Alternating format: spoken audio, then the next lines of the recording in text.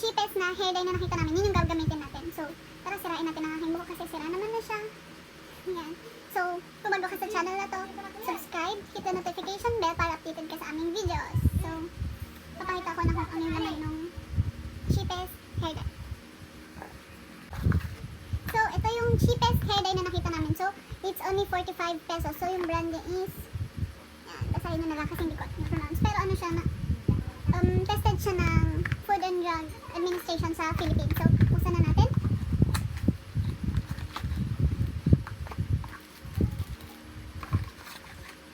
So, 45 pesos namin ito nabili. Sa halagang 45, ayan, ang dami niya ng laman.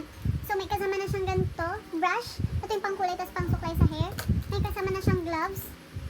May kasama siyang keratin para kapag nahulayan mo yung buhok mo, ito ilalagay mo.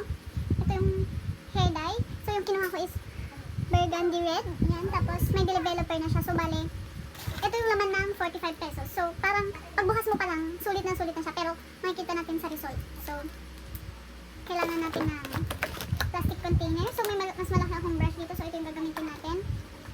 Suklay, pang suklay. Tapos, nagpalit na ako. Ito yung, hindi lang nagagamit na t-shirt. So, let's start, guys.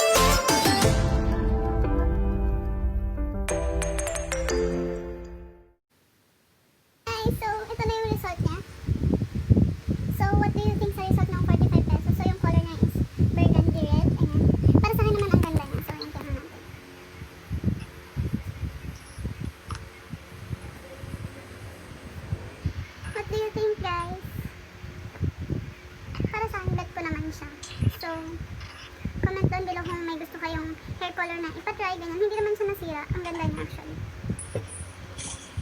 Patuloy ko nakapag. So, magpapapicture ako para mas kita na lang mamaya. So, kung nagustuhan nyo tong video na to, syempre hit like. Tapos, kung bago pa lang kayo, subscribe na din and hit the notification bell para updated kayo sa mga videos namin. So, ayan siya. Ang ganda. Wala lang. Ang ganda lang.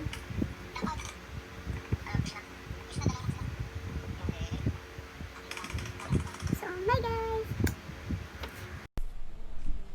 Kinikilig ako kapag ika'y nakita.